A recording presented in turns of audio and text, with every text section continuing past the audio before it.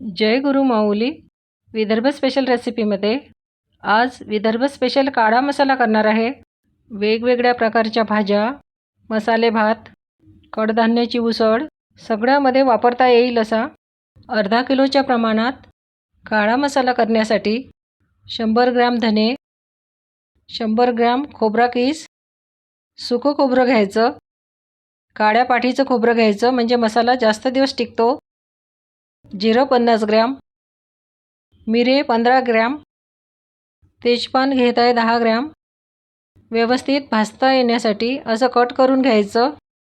दगडफूल घेत आहे 10 gram, चक्रीफूल 15 gram, पांढरे तीळ 10 ग्रॅम, मसाला इलायची 10 ग्रॅम, जावित्री 10 ग्रॅम, खसखस घेत आहे 20 ग्रॅम, शहाजिरं 10 ग्रॅम, मेथी दाणे 5 ग्रॅम, हिरवी इलायची 10 ग्रॅम, लवंग 5 ग्रॅम, हळकुंड 2, भिजवून सुकवून घेतलेले कट केलेले 2 हळकुंड आहेत, दालचिनी 15 ग्रॅम, सुंठ घेतली 5 ग्रॅम, एक जायफळ, नाकेश्वर 20 ग्रॅम, तेज मिरची घेतली 15 ते 20, हिंग आहे 10 ग्रॅम आणि बेडगी मिरची 8 ते 9 घेतली। हे सर्व मसाले स्वच्छ निवडून घ्यायचे, त्यानंतर भाजायचे आहेत। मसाले भाजण्यासाठी मी लोखंडी कढई घेत आहे। सर्वात आधी खसखस भाजून घेते। लो फ्लेमवर भाजायची। खसखस लवकर भाजला जाते। 1 मिनिट भाजायची आहे। मसाले आपल्याला खमंग भाजून घ्यायचे आहेत। भाजलेली खसखस एका मोठ्या ताटात काढून घ्यायची। त्यानंतर जिरं भाजून घ्यायचं। सर्व मसाले लो फ्लेमवरच भाजायचे आहेत।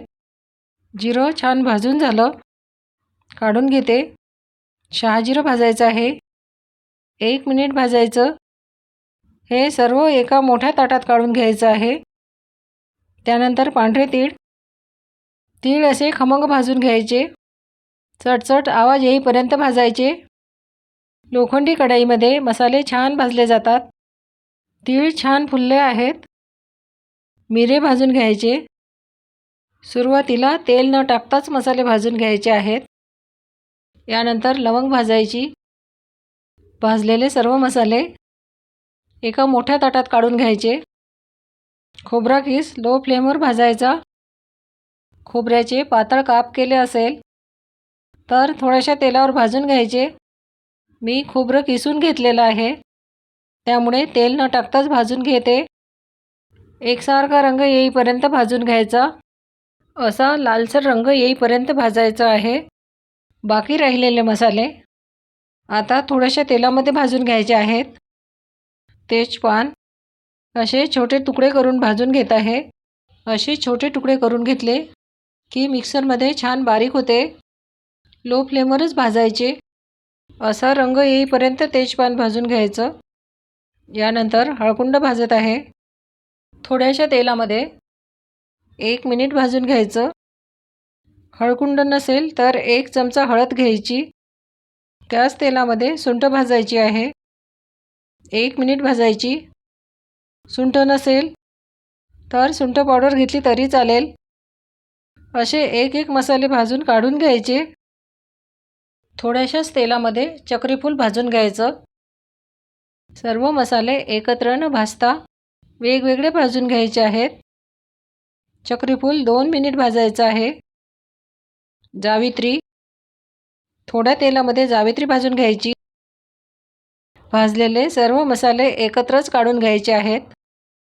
मसाला इलायची थोडंसं तेल टाकून मसाला इलायची भाजायची आहे, 1 मिनिट भाजायची।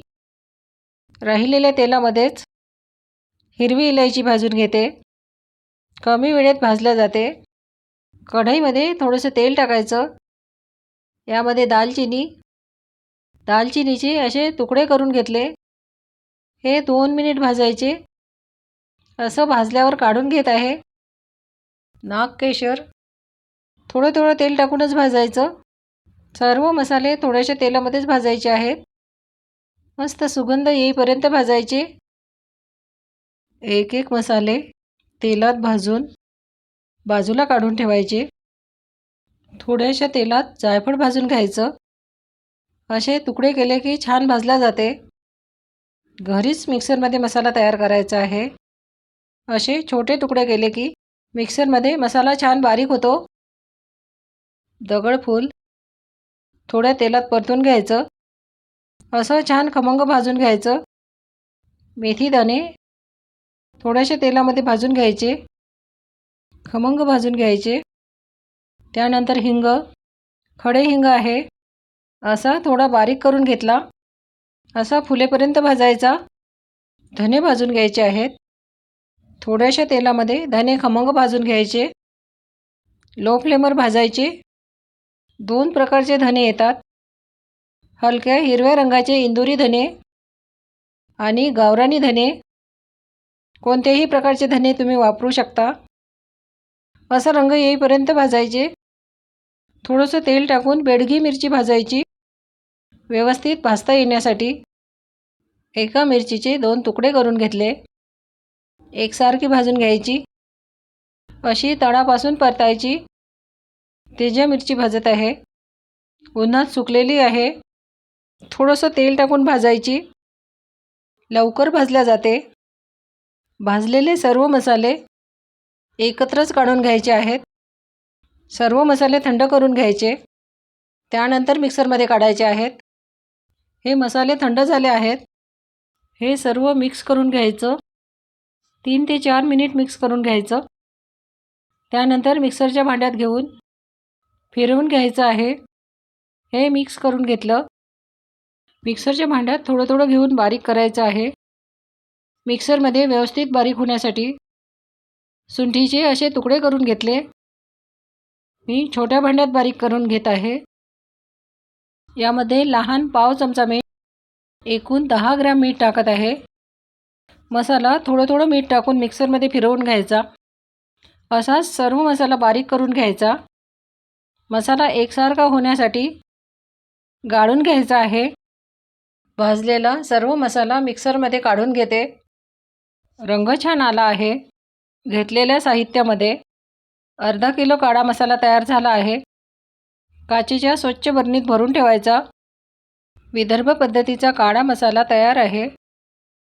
या पद्धतीने करून बघा. पुन्हा भेटू अशीच छान रेसिपी घेऊन.